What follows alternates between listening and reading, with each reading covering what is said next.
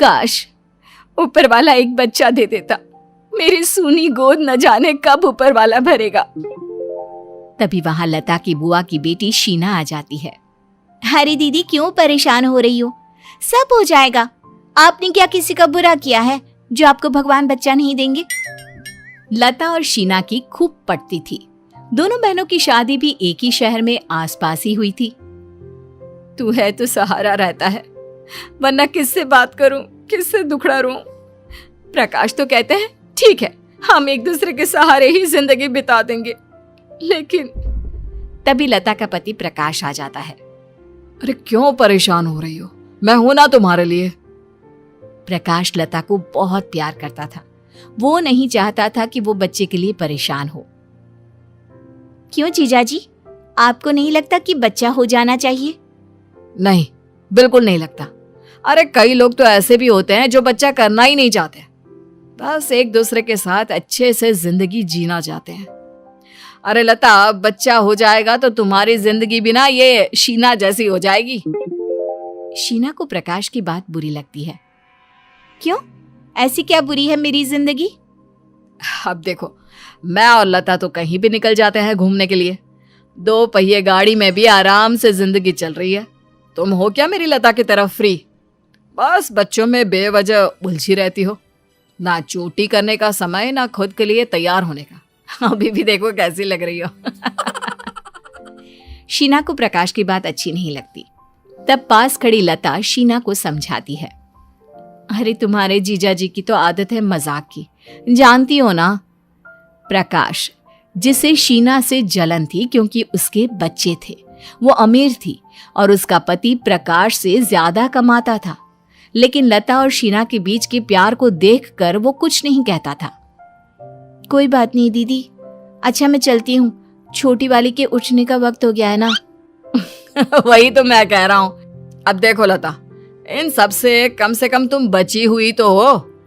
अच्छा शीना तुम जाओ, हम पति पत्नी भी घूमने जाएंगे। शीना तो चली जाती है, लेकिन उसके जाने के बाद कैसी बात कर रहे थे आप? बोलने से पहले सोचा तो करो कि क्या बोल रहे हो। पता है ना कितना प्यार है हम दोनों बहनों में। बचपन से ही शीना मुझे कोई कमी नहीं होने देती है, आज भी ऐसी ही है। हाँ तो बोल दो, एक बच्चा तुम्हारे लिए भी पैदा कर दे। अरे ये करे तब तो माने। कितना इलाज करवा लिया हम लोगों ने, 10 साल में बच्चा नहीं हुआ तो अब हम क्या करें? रोते रहे क्या बैठकर? इतना ही प्यार है बड़ी बहन के लिए तो कर दे बच्चा। हाँ तो ये कौन सी बड़ी बात है, कल ही मैं उसके घर जाकर बात कर लेती हूँ। अगले दिन लता शीना के घर जाती, जहाँ उसकी सास। अरे लता बेटा, आओ आओ, कैसी हो? कुछ हुआ क्या? मतलब बच्चे की कोई खुशखबरी है? अब हो तो दे दो। मेरी कोख भरना तो आंटी जी आप लोगों के हाथ में है, खासकर आपके। आप तो जानती हैं शीना और मेरे बीच में कितना प्यार है। माँ जी, शीना एक बच्चा मेरे लिए पैदा कर देना। अरे क्या करेगी इसका बच्चा लेकर? सिर्फ लड़की ही पैदा करना आता है इसको? देखा नहीं 2-2 लड़कियां हैं, तेरे लिए भी लड़की पैदा कर देगी। फिर तेरे सर का दर्द, शादी ब्याह। आंटी जी बस मेरी कोख भर जाए, लड़की हुई तो क्या हुआ, लक्ष्मी का प्रसाद मान लूंगी माँ जी। बस आप मान जाए तो शीला को मैं मना लूंगी। ले, मुझे क्या है, लड़की चाहिए तो ले ले, बोल दे तेरे लिए भी एक बच्चा पैदा कर देगी। लता के जाने के बाद शीना का पति कहता है, देखो शीना, मुझे लता में कोई कमी नहीं लगती, लेकिन प्रकाश एक नंबर का चालाक और गंदा आदमी है, उससे तुम्हारी खुशी बर्दाश्त नहीं होती। अब तुम्हारे पास आया है बच्चे के लिए। हमें क्या करना है प्रकाश जीजू का? लता दीदी परेशान है, हम मदद कर सकते हैं तो कर देते हैं, सोच लीजिए। देख शीना, बच्चा 3रा हो या 10वां, माँ के लिए जिगर का टुकड़ा होता है। तुम दे सकती हो अपना बच्चा, मैं तो नहीं दे सकता। और क्या पता इस बार लड़का हो जाए। शीना पति की बात नहीं मानती और पूरे परिवार को शीना के फैसले के सामने झुकना पड़ता है। फिर एक रोज, लता दीदी बधाई हो, मैं माँ बनने वाली हूँ। अरे वाह शीना, मैं बता नहीं सकती तुमने मुझे कितनी बड़ी खुशी दी है। लता प्रकाश को ये बात बताती है और प्रकाश को न जाने क्या सोचती है, वो शीना से कहता है। देखो शीना, इस बच्चे के इलाज का खर्चा मेरा होगा। लता को पैसे देते हुए कहता है। लता, शीना को डॉक्टर को दिखा दो और जो भी बिल होगा वो ले आना, मैं एक फाइल बना दूंगा। इलाज से लेकर बच्चे के होने तक जो भी खर्चा होगा वो हम लोग करेंगे। पर क्यों? मेरे पास पैसे की कमी नहीं है और अरुण को ये बात पसंद नहीं आएगी। जीजा जी, आप लोगों को स्वस्थ बच्चा देने की जिम्मेदारी ली है तो हम दे देंगे। वो ठीक है, लेकिन मैं नहीं चाहता कि मेरे बच्चे पर किसी का एक पैसे का भी एहसान हो। वो क्या है ना, किराया तो देना होगा ना तुम्हारी कोख का। लता भी प्रकाश की बात पर गुस्सा होती है, लेकिन प्रकाश नहीं मानता। शीना भी पति को कुछ नहीं बताती कि कहीं अरुण उसे बच्चा देने से मना ना कर दे। लता दीदी, मन में एक बात है। अरे तू कोई बात मन में ना रख, खूब आराम कर, खूब अच्छा खा। टेंशन लेगी तो बच्चे पर असर होगा ना। शीना घर आती है। वो परेशान सी दिख रही थी तो सास समझ जाती है। देख शीना, कुछ बोल या ना बोल, लेकिन तुझे समझती हूं मैं। क्या हो गया, मुझसे भी छुपाएगी क्या? शीना, जो सास को माँ का दर्जा देती थी, वो रो रो कर सारी बात बता देती है। सास को गुस्सा आ जाता है। ये क्या बात होती है? हम क्या इतने गए गुजरे हैं जो अपनी बहू का बच्चा डॉक्टर को नहीं दिखा सकते? माँ, वो बोल रहे थे कि मेरी कोख किराए की है, जिसका किराया वो लोग दे रहे हैं। माँ जी, मुझे लग रहा है कि मैंने कोई गलत फैसला कर लिया है। लेकिन अब क्या करें? लता का मुंह देखकर शीना चुप रहती है। शीना को बच्चा होने में कुछ ही हफ्ते बाकी थे कि एक दिन प्रकाश एक वकील के साथ शीना के घर पहुंच जाता है। अरे प्रकाश जी, कैसे आना हुआ? साथ में वकील है तो कुछ लिखा पढ़ी का ही काम होगा ना अरुण। तभी शीना की सास भी आ जाती है। आंटी जी, ये लीजिए, बादाम काजू शीना को दे दीजिएगा। और हाँ, कल से मैं एक नौकरानी रखवा दूंगा। वो क्या है ना, अब से शीना काम नहीं करेगी। बेटा, मेरी बहू क्या करेगी और क्या नहीं, इसकी तू चिंता ना कर, और सीधी बात बता के क्या करने आया है। प्रकाश से पहली बार किसी ने टेढ़ी बात की थी। जी, मैं भी बात को ज्यादा फैलाना नहीं चाहता हूँ। वो क्या है ना, वकील साहब ने पेपर बनाया है, आप लोगों को साइन करना है बस। क्यों प्रकाश, क्या हम पढ़े लिखे नहीं है जो सिर्फ साइन कर दे? क्या लिखा है इसमें? लाओ, दो मुझे पेपर। अरुण वकील के हाथ से लेकर पेपर पढ़ता है, जिसमें लिखा होता है कि शीना के बच्चे को वो कानूनी रूप से अपना रहा है और कल को कहीं शीना या अरुण उस बच्चे पर हक जमाए तो वो बच्चा उन्हें नहीं मिल सकता। अरे क्या लिखा है, बताएगा भी? माँ, इसमें लिखा है कि बच्चा इन लोगों को देने के बाद उस बच्चे पर हम लोगों का कोई हक नहीं रहेगा। हाँ हाँ, तो ठीक है ना, कर दे साइन। पहले ही दो दो लड़कियां बैठी हैं, अब तीसरी भी। समझदार हो। घर के सभी लोग पेपर पर साइन कर देते हैं और प्रकाश खुश हो जाता है। कुछ दिन बाद शीना को बच्चा होता है। बधाई हो, बेटा हुआ है। बेटा हुआ है? ये बात जैसे ही शीना की सास सुनती है, खुशी से पागल हो जाती है। वाह, मेरे घर का चिराग आ गया, खानदान का नाम आगे चलाने वाला आ गया। हे भगवान, तेरे घर में देर है अंधेर नहीं।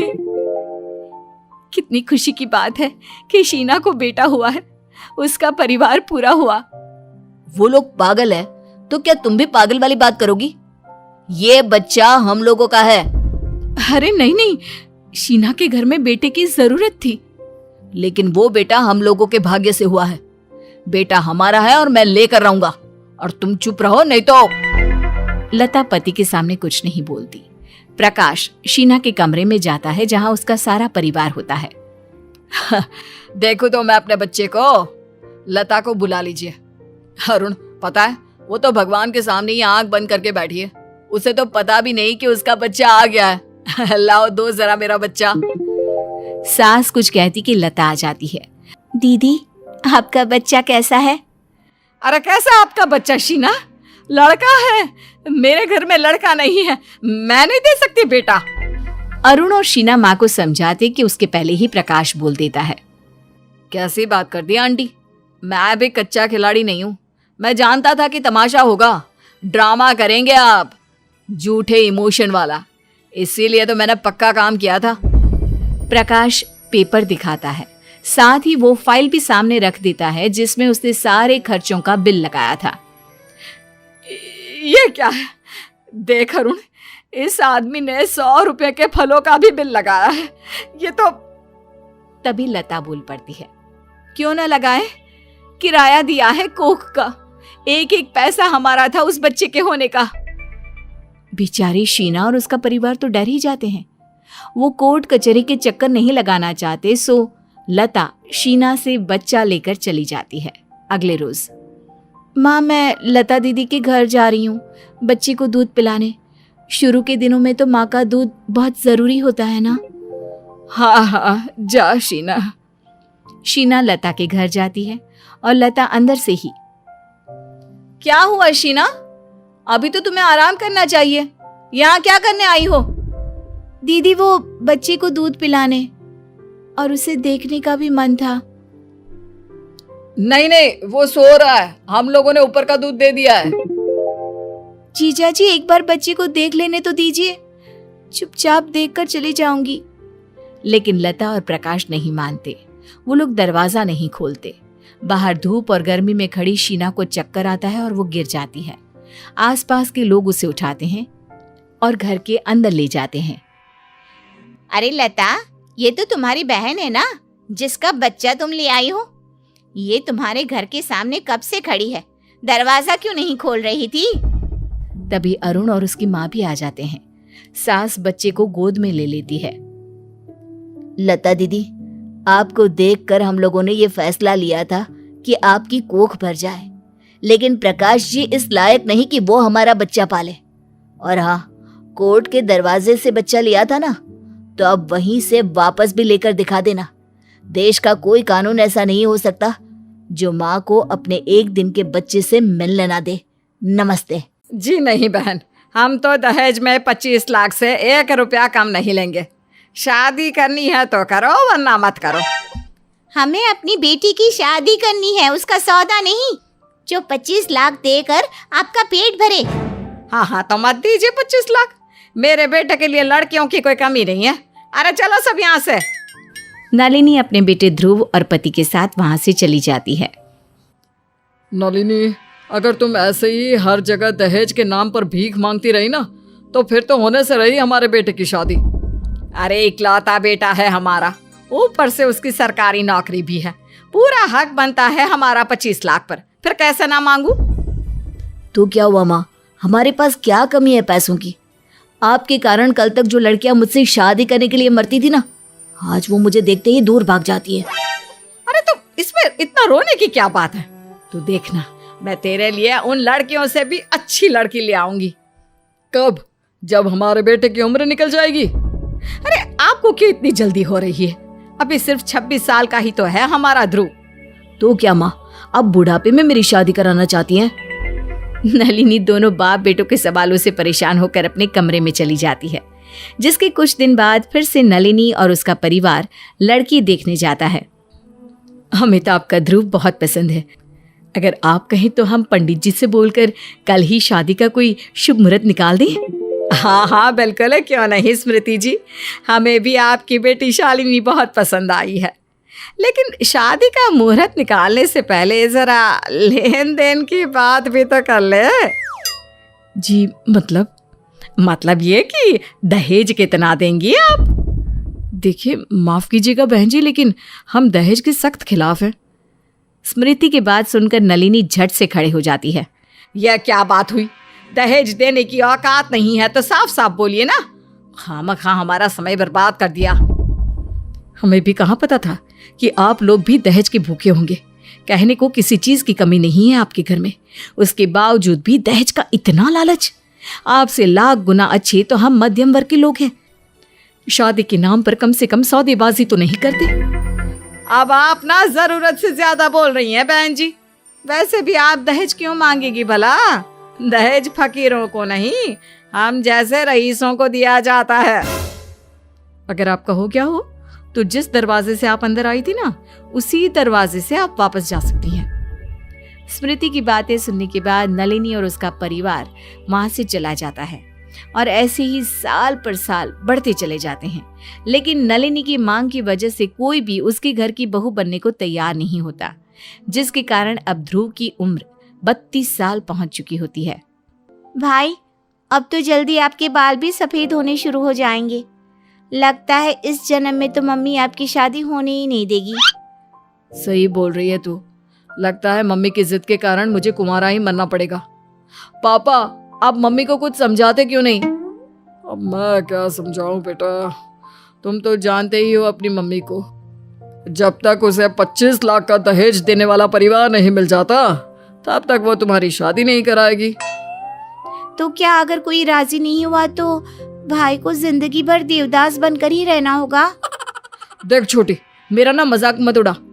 मेरे सभी दोस्तों की शादी हो चुकी है, कुछ के तो बच्चे तक हो गए, और एक मैं हूं जिसके बच्चे तो दूर शादी तक नहीं हुई। इतने में ही नलिनी भी वहां आ जाती है। यह क्या चल रहा है यहाँ? और ध्रुव, तुम्हें क्या हो गया है आजकल? कुछ दिनों से देख रही हूँ तुमने किस तरह से शादी की रट लगा रखी है। माँ, आपने तो 18 साल की उम्र में ही पापा से शादी कर ली थी ना, फिर मेरे साथ ये अन्याय क्यों कर रही हैं आप? अरे शादी के लिए इतना तड़पने की जरूरत नहीं है तुझे। आज नहीं तो कल तेरी शादी हो ही जाएगी। वैसे तैयार रहना, आज हमें लड़की देखने जाना है। क्या फायदा, वापस तो अपनी बेइज्जती करा कर ही आना है ना। कुछ कहा क्या तुमने ध्रुव? मैं कुछ कह सकता हूँ भला? कुछ ही देर में नलिनी और उसका पूरा परिवार अपूर्वा नाम की लड़की देखने चला जाता है।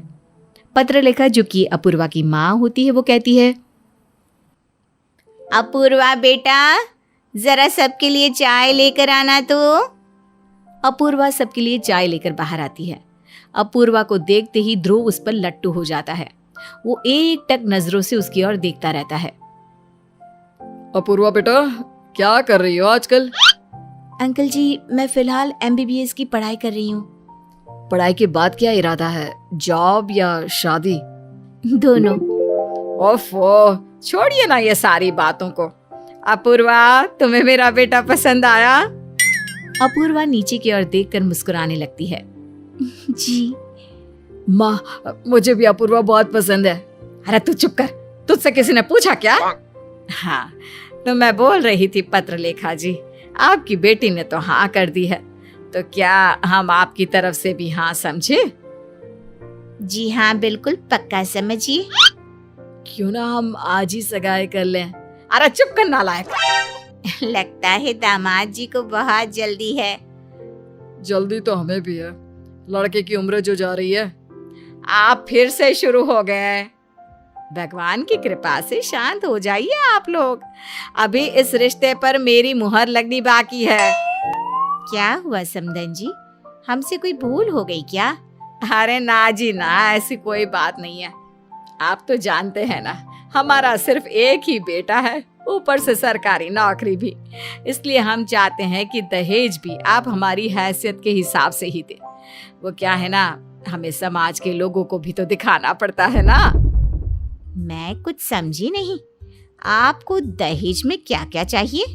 अरे कुछ ज्यादा नहीं, 2 कार, एक AC, एक फ्रिज, 3 अलमारी, 2 सोने की अंगूठी और एक कपड़े धोने वाली मशीन बस। और हाँ, साथ में ना 25 लाख रुपए भी।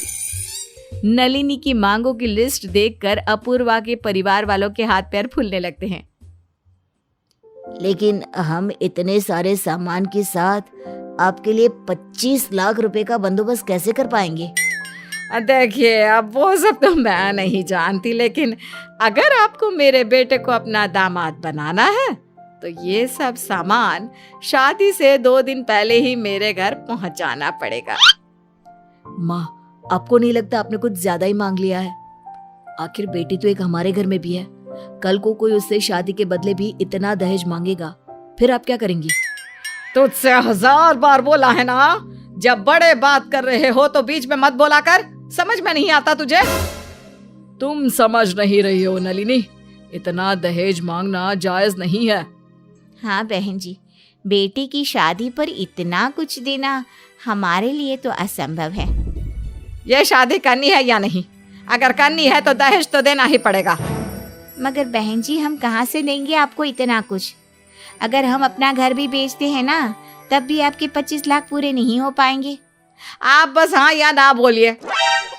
मेरी तरफ से ना है, मुझे आपके घर की बहू बिल्कुल नहीं बनना। ये क्या बोल रही है तू अपूर्वा? मैं बिल्कुल ठीक कह रही हूँ माँ। ये यहाँ शादी करने की नीयत से नहीं, बल्कि व्यापार करने के इरादे से आई हैं। लड़की जात होकर इतना चपड़ चपड़ कर रही है। तुझे अपनी घर की बहू बनाने से तो अच्छा है कि मेरा बेटा कुंवारा ही रह जाए। पर माँ, एक बार आप मुझसे तो पूछ लीजिए मैं क्या चाहता हूँ। मुझे अपूर्वा बहुत अच्छी लगी है, मैं शादी करूंगा तो सिर्फ इसी से। देख ध्रुव, मैं पहले से ही गुस्से में हूँ, अब तू मुझे और गुस्सा मत दिला। चुपचाप चल यहाँ से, हम इस घर में एक पल और नहीं रहेंगे। इतना कहकर बिना एक पल की देरी किए नलिनी वहां से चल देती है। नलिनी के पीछे पीछे उसका परिवार भी चल देता है। तुम्हारा दिमाग तो खराब नहीं हो गया ना नलिनी? इतना दहेज कौन मांगता है भला? अपनी नहीं तो कम से कम हमारी इज्जत का तो ख्याल रख लिया करो। अरे क्या गलत किया मैंने दहेज मांगकर? यही तो रीत होती है। तो क्या मम्मा, मेरी शादी में भी आप इतना ही दहेज देंगी? हाँ हाँ, अब तू भी बोल। एक तेरी ही कमी रह गई थी ना, पिद्दी भर के नहीं है और बातें शादी की कर रही है। ठीक ही तो बोल रही है माँ, वो पैर उतने ही पसारने चाहिए जितनी चादर हो। इसलिए आप दहेज भी उतना ही मांगिए जितना कल आप छोटी को शादी में दे सकती हो।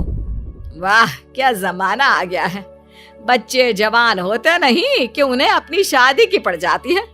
और एक हमारा जमाना था जब हम शादी के नाम पर ही शर्मा जाते थे।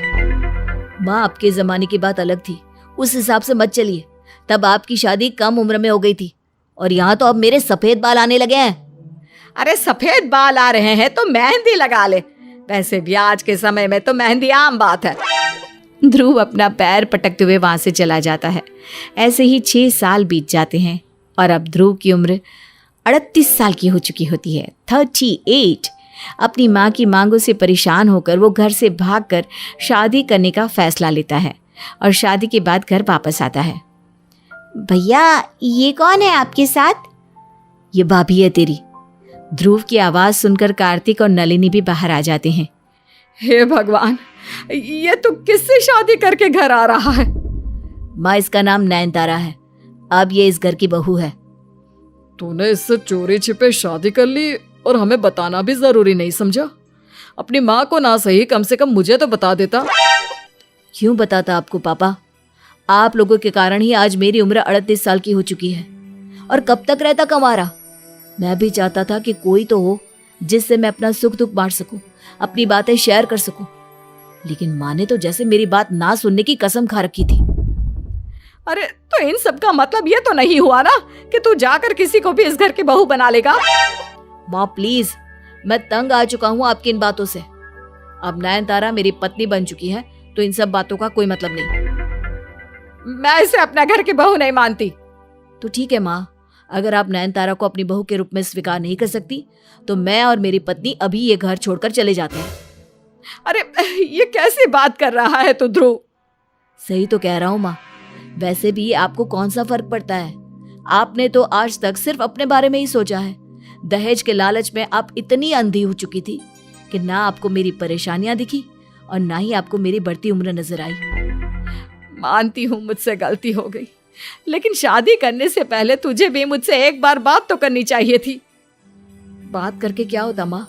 आप मुझे 2-4 खरी खोटी सुनाती और मुझे फिर से अपने दहेज की डोर से बांध देती। मुझे माफ कर दे बेटा, मैं अपने लालच में इतनी डूब चुकी थी कि कभी तेरी ओर देखा ही नहीं, ना ही कभी तेरे दिल की बात जानने का प्रयास किया। काश मैंने कभी तुझे भी समझने की कोशिश की होती तो आज तुझे इतना बड़ा कदम नहीं उठाना पड़ता। कोई बात नहीं, देर से ही सही तुझे अकल तो आ गई और मुझे तो बहू पसंद है।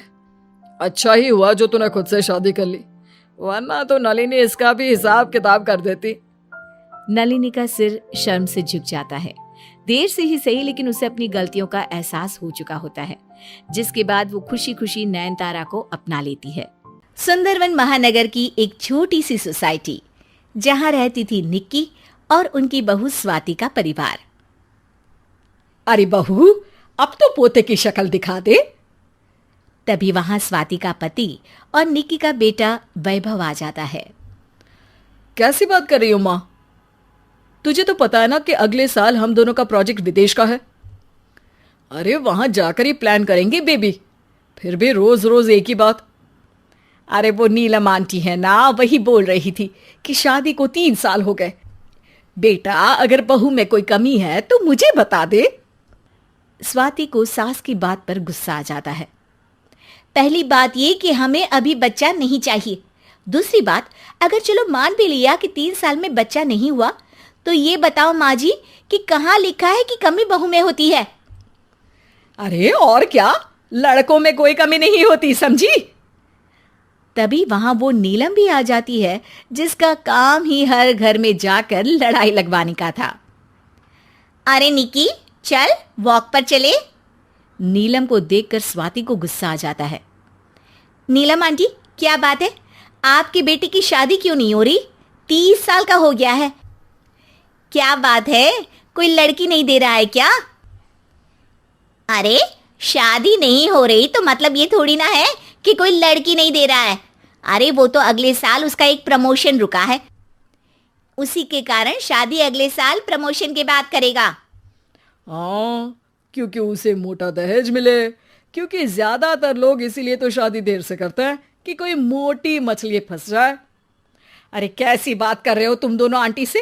उम्र में कितनी बड़ी है, अरे कुछ तो शर्म करो। हाँ माँ जी, शर्म तो उन लोगों से किया जाए ना जो दूसरों के घरों में ताक झांक नहीं करते। ओहो, अरे बहू क्यों गुस्सा हो रही हो? मैंने तो वही बताया जो सारा मोहल्ला तुम लोगों के लिए बातें कर रहा है। हाय रे नीलम, तूने पहले तो ये बात मुझे नहीं बताई कि पूरा मोहल्ला बात कर रहा है। अरे आंटी, करने दीजिए ना मोहल्ले को बात। बच्चे को पैदा करना और उसकी परवरिश करना हम दोनों को करना है ना, फिर मोहल्ले की बात क्यों माने? नीलम बेचारी मुंह लटका कर बाहर आ जाती है। हे भगवान, इस घर में तो लड़ाई लगवाना बड़ा ही मुश्किल काम है। चलो शर्मा के घर ही जाती हूँ। सुना है सास बहू की खटपट रहती है, चलकर थोड़ा घी हम भी छिड़क दे। नीलम सीधे शर्मा के घर जाती है। अरे नीलम बहन, आओ आओ, क्या हाल है? बस यहीं से गुजर रही थी, शांति देखी तुम्हारे घर तो सोचा चलो भंग कराऊं, अब बस मतलब थोड़ा चैन की सांस ले आऊं। हाँ हाँ, क्यों नहीं, और शांति ही तो रहेगी ना। सारा दिन पागलों की तरह मैं बोलती रहती हूँ, और वो महारानी जी माँ जी, अच्छा माँ जी, ठीक है माँ जी, इसके आगे कुछ बोलती ही नहीं। हे भगवान, ये तो सरासर अपमान है किसी भी सास का। बहुत बड़ी बात है ये। अरे मैं तो अभी सक्सेना के घर से आ रही हूँ, उनकी बहू तो इससे लाख गुना अच्छी है। अच्छा, कैसे भला? अरे वो उसकी सास जो भी बोले, मजाल है कि उसकी बहू सिर्फ जी माँ जी बोलकर निकल जाए। अच्छा, धन्य है भाई सक्सेना जी की बीवी। हाँ, अब बात ही करती रहोगी या बहू से अदरक वाली चाय भी मंगवाओगी? अरे बहू, जरा चाय तो लिया पकोड़ों के साथ। थोड़ी देर जब अंदर से आवाज नहीं आती तो गहरी नींद में सो रही होगी। तड़के 6 बजे उठ जाती है ना काम के लिए। अरे तो क्या हुआ भाई, सास ने आवाज दी तो बहू का फर्ज है उठना। सास एक बार फिर से पुकारती है, बहू चाय लिया, नीलम बहन आई है। अंदर से बहू बेचारी हड़बड़ाकर उठ जाती है। जी माँ जी। देखा कैसे मनहूस की तरह सिर्फ जी माँ जी बोलकर छुटकारा पा लिया। बेचारी आप, दया आती है आप पर। तभी बहू चाय के साथ पकौड़े भी ले आती है। जीती रहे बहू, जीती रहे। अरे क्या जरूरत थी तकलीफ करने की, मैं तो बस चाय के लिए आई थी। अरे नहीं आंटी जी, बहुत सुना है आपके बारे में। खैर, माँ जी के लिए तो शाम के नाश्ते में पकोड़े बनाने ही थे, अब आप आ गई हैं तो आप भी खा लीजिए। ये बोलकर बहू अंदर चली जाती है। देखा कैसे चली गई, सुना गई 4 बातें तुम्हें भी, माफ करना। अरे कोई बात नहीं, मेरी तो आदत हो गई है। तुम ना सक्सेना जी की बहू को कभी देखने जाना, अरे तसल्ली मिलेगी। और अपनी बहू से भी मिलवा देना। चलती हूँ मैं। नीलम का काम अब लोगों के घरों में घूम घूम कर झगड़ा लगवाना होता है। किसी को बच्चे के ताने तो किसी को बहू से भिड़वा देना। इसके अलावा उसे तो और कोई काम था नहीं। लेकिन एक दिन अचानक, अरे क्या बात है, नीलम दिखाई नहीं देती। हाँ, बड़ी ही नेक औरत है, लोगों की बड़ी चिंता है उसे। हाँ, मेरी भी आंखें उसी ने खोली थी कि बहू को बच्चा नहीं हो रहा है, इलाज बहू का करवाना चाहिए। अरे कमियां हमेशा औरत में ही तो होती है। ऐसे ही कई महीने गुजर जाते हैं। जब नीलम मोहल्ले में दिखाई नहीं देती है तो मोहल्ले की औरतें सोचती हैं क्यों ना उससे मिलने उसके घर चला जाए। फिर क्या, वो औरतें नीलम के घर चली जाती है। अरे नीलम, क्या हो गया? कहाँ रहती है? ना कोई अता ना कोई पता। अरे कुछ नहीं, वो बेटे की शादी के बाद से ना थोड़ा बिजी हो गई थी। और क्या बात कर रही है? तेरे बेटे की शादी भी हो गई? कब? ना बैंड ना बारात। वो पता है ना, आजकल के बच्चों को कोई शोर शराबा पसंद नहीं होता तो क्या? अरे चल कोई ना, अब हो गई शादी तो मुंह भी तो मीठा करवा दे। हैं? हाँ हाँ, अभी लाती हूँ। तभी पहली उसका हाथ पकड़कर उसे बिठा देती है। अरे नीलम बहन, मेरे घर आकर तो बड़ा बोल रही थी। अब यहीं बैठे बैठे ऑर्डर दो जरा अपनी बहू को, हम भी तो देखे क्या बोलती है वो। जरूर दे देती। दरअसल सोने का वक्त है ना उसका, सुबह से उठी रहती है बेचारी। अरे तो उस दिन तो मेरी भी बहू सो रही थी। अरे कोई बहाना नहीं, अब बस आवाज दो तुम बहू को। नीलम डर जाती है। बहू जरा चाय ले आना, मेरी सहेलियां आई हैं। बहू अंदर से कोई आवाज नहीं देती। कहा था मैंने कि सो रही होगी। कोई ना, मैं ले आती हूँ ना चाय। अरे तो क्या हुआ, उस दिन तो मेरी बहू जब सो रही थी तो तुमने दोबारा आवाज लगवाई थी। क्या है नाम उसका? अरे दो ना आवाज। अरे बहू सुन, चाय बना दे। तभी तमतमाती बहू गुस्से से कमरे से बाहर आती है। अरे क्या हो गया है, सोने भी ना दो तुम, जब देखो तब बक बक बक बक बक बक बक। अरे वो ना कुछ सहेलियां आई थी तो। तभी निक्की बोल पड़ती है। अरे झांसी की रानी, कितना समय हो गया तुम्हारी शादी को? 2 साल हो गए, हम लोगों की शादी को 2 साल हो गए। हैं? तो कितने बच्चे हैं? बच्चे? अरे नाजीना, अभी एक भी नहीं है। अरे नीलम, बहू को दिखाओ किसी डॉक्टर को, बच्चा क्यों नहीं है? क्योंकि इनके बेटे के अंदर कमी है।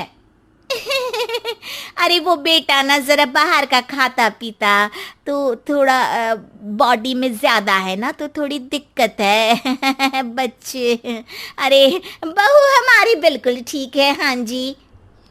तो तुम तो हमेशा हर घर में घुसकर कहती थी कि बच्चा नहीं हो रहा तो बहू में ही कमी होगी, क्योंकि नीलम करती भी क्या, जो बोया था वही काट रही थी। लेकिन मोहल्ले की औरतों को समझ में आ जाता है कि किसी के बोलने पर अपना घर तोड़ा नहीं करते।